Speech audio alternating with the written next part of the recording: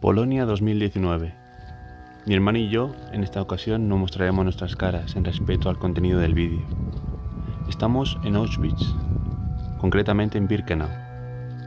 Aquí serán apresados y ejecutados más de 1.300.000 personas.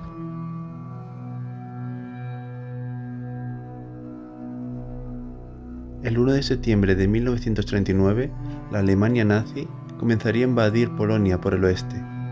Unos días después lo haría la URSS por el este. En un mes, el ejército polaco sería aniquilado y la población polaca quedaría a manos de Adolf Hitler. La peor parte se la llevaría la población de Varsovia, la capital de Polonia. Estas grabaciones fueron realizadas unos meses antes de la guerra.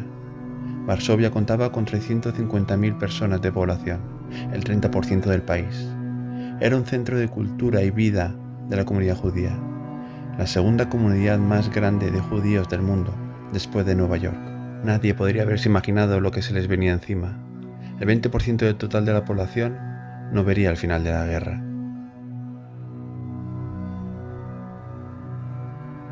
Esta es la misma ciudad un año después. Ha sido construido un gueto durante 1940, el mayor gueto judío establecido en Europa por los nazis. En él serán confinados tanto los judíos de Varsovia como también de otras regiones de Polonia, también de Alemania y otros países ocupados. Creado como una medida provisional, el gueto de Varsovia tenía una población estimada de 400.000 personas, un 30% de la población de Varsovia, que se encontraban hacinadas en una superficie equivalente al 2,4 de la misma ciudad. El muro que entonces allí se erigió, a día de hoy también se puede visitar.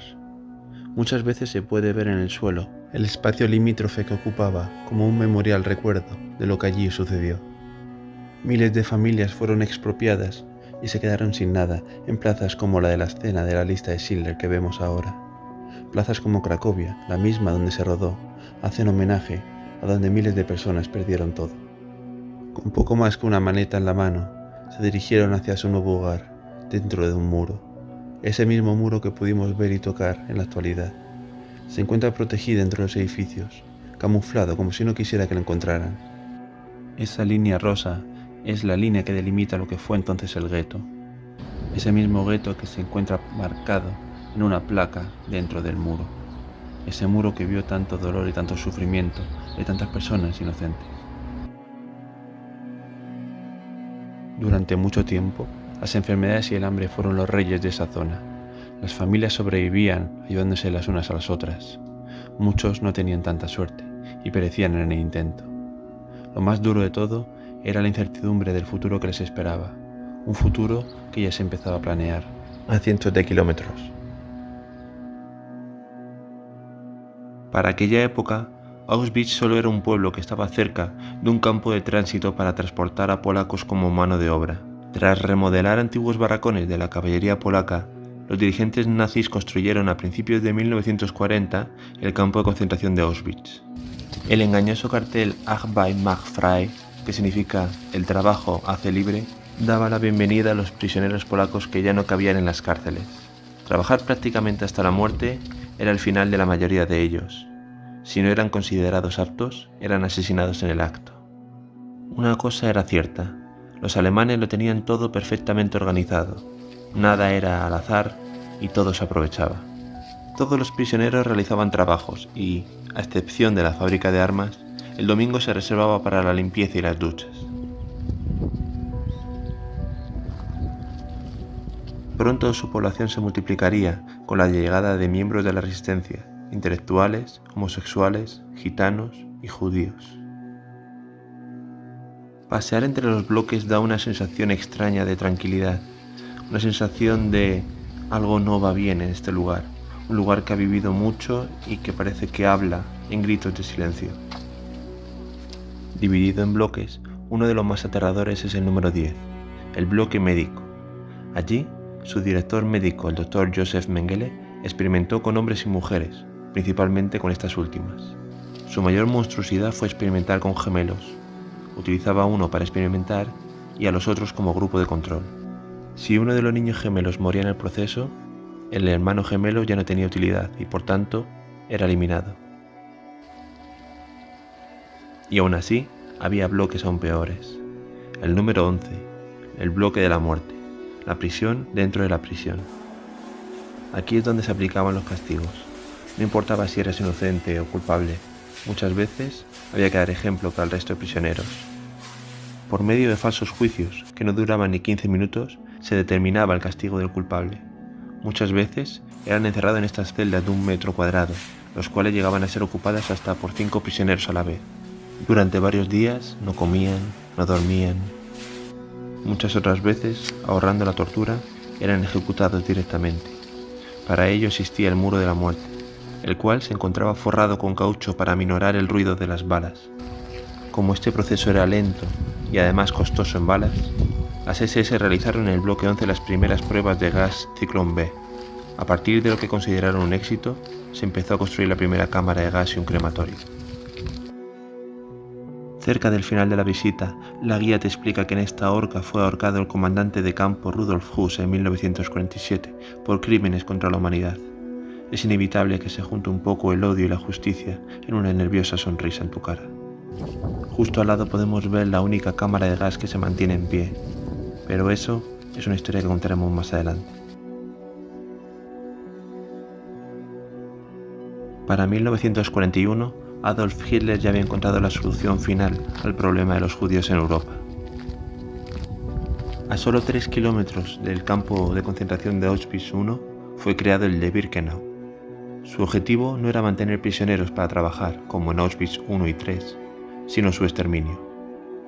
Teniendo ya un lugar para la solución final de los judíos, los nazis ejecutaron la liquidación final del gueto de Varsovia, así como el de Cracovia. La película de Steven Spielberg muestra muy bien lo que nosotros vimos 80 años después. Bosques de edificios fueron saqueados uno a uno para sacar de su interior a sus habitantes. 8.000 judíos considerados en estado de trabajar fueron transportados al campo de concentración de Cracovia-Plaszow. Los considerados incapaces, unos 2.000, fueron asesinados en las calles del gueto durante esos días. Los que quedaron se enviaron a morir a Auschwitz.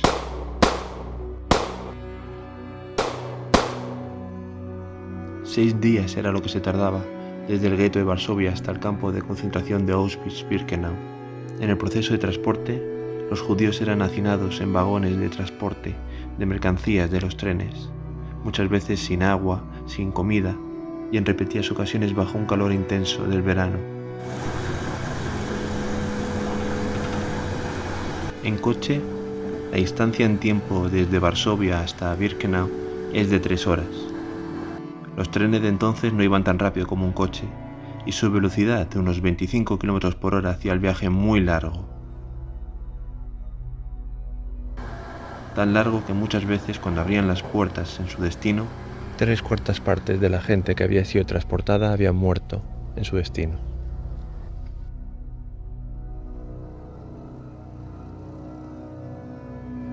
En cada vagón se hacinaban unas 80 personas. Dormir era prácticamente imposible, pues el único modo era hacerlo de pie, y siempre oliendo a peste. Un balde de orina era lo único que tenían a mano dentro del vagón.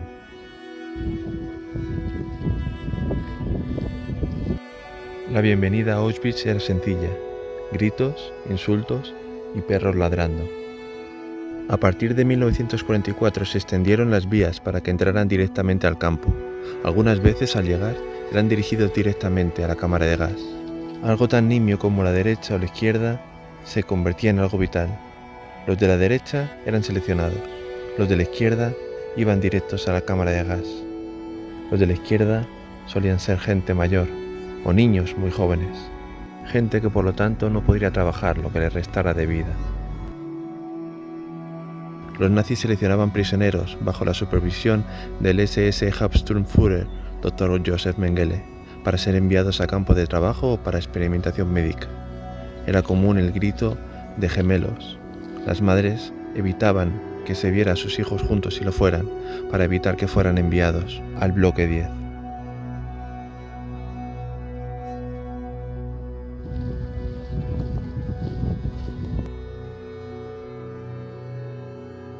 A modo de engaño, les hacían marcar sus pertenencias con el nombre de la familia, con tal de recuperarlas al final del viaje.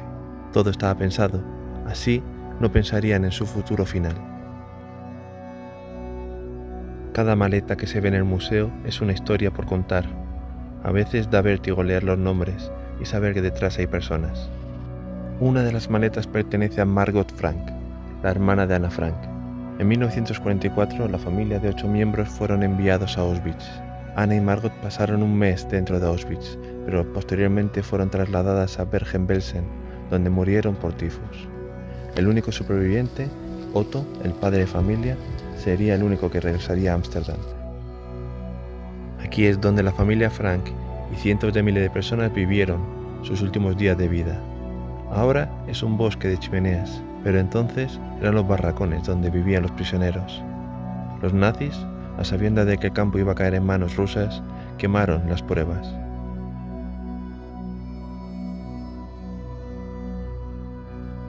El complejo de Birkenau era en más del 80% los barracones de los prisioneros. A la izquierda de las vías, las mujeres. A la derecha, los hombres. Los barracones eran totalmente insalubres, sin ventilación ni aislamiento, ante las temperaturas extremas de la zona. En cada camastro dormían al menos 6 personas. Los retretes eran un permanente foco de contagio de infecciones, pero para nuestro asombro tenía sus ventajas. Los nazis no se solían acercar para evitar esos contagios. Los que trabajaban limpiando los retretes eran en realidad unos afortunados, pues evitaban las palizas de los nazis que recibían el resto de prisioneros. Y es que, si en Auschwitz I sentíamos una extraña calma, en Birkenau la sensación es mucho mayor. Personas como tú o como yo sufrieron lo que nunca entenderemos que es el frío y lo que es el hambre de verdad tras esta valla.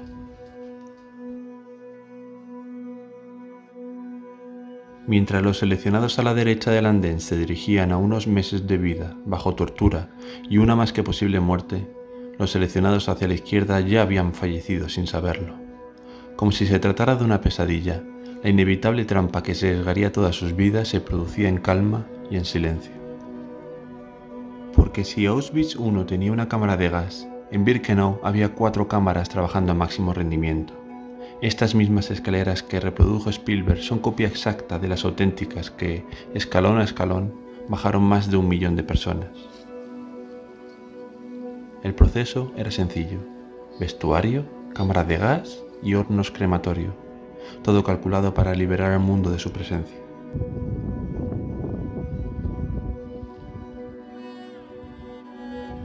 En el vestuario eran obligados a desnudarse para una ducha de desinfección. Con bancos y perchas numeradas, se les pedía recordar el lugar donde dejaban su ropa para luego recogerla sin extravíos. Todo era mentira. Una vez más, el plan era que hubiera cero resistencia. La función de todo aquello era llevarles a la boca del lobo.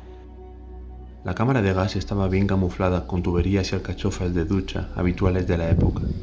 Una vez cerrada la pesada puerta de acceso, un soldado alemán, con máscara de gas, vertía el contenido de la lata de Ciclón B sobre una trampilla en el techo.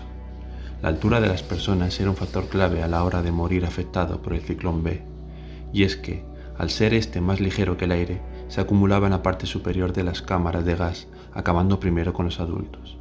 Durante 15 minutos, cientos de personas gritaban sin descanso por sobrevivir. Contaron que el sonido emergente era parecido al de una colmena de abejas. Pasados 25 minutos, cuando los gritos desaparecían por completo, abrían la pesada puerta dejando tras allá una melé de cuerpos aplastados entre sí, en un último intento de escapar. El tercer escenario eran los hornos crematorios. No sin antes buscar y arrancar pendientes, anillos o dientes de oro, los cuerpos eran incinerados en los hornos crematorios. A veces era tal la cantidad de trabajo que los hornos no daban abasto y los cadáveres eran quemados al aire libre. Esta fotografía la realizó seguramente un Sonderkommando, judíos obligados a ayudar en el exterminio. Usando una cámara de fotos de entre los enseres abandonados, la foto logró ser sacada del campo a escondidas.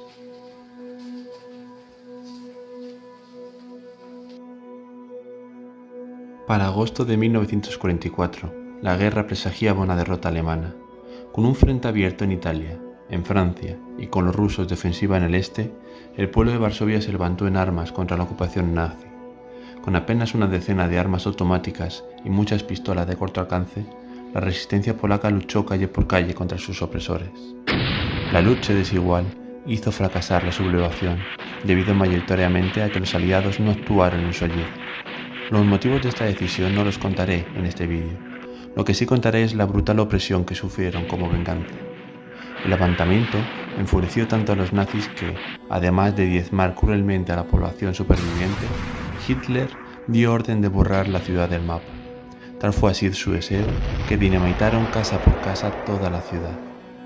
El 100% de las carreteras y los ferrocarriles y puentes fueron destruidos. 90% edificios históricos y monumentos. El 95% teatros y cines. El 90% a la industria. 90% edificios sanitarios. Un 85% de las infraestructuras de comunicación y tranvía. El 72% de los alojamientos. El 70% de la educación y un 60% de todos los parques, jardines, electricidad, cañerías de gas, suministro de agua. Pero si algo nos enseña la historia es que siempre sale a la luz. Delante de sus monumentos no pudimos más que lamentar por quienes perdimos y honrar a quienes lucharon por la libertad. Ninguna persona ha sido nunca un simple número, aunque se lo hayan hecho creer a golpes y fuego. El odio y la venganza es intrínseco del ser humano, pero no hay dos opiniones distintas para lo que no tiene discusión. Solo hay una tierra, la tierra. Solo hay una nación, la humanidad. Solo hay una fe, el amor.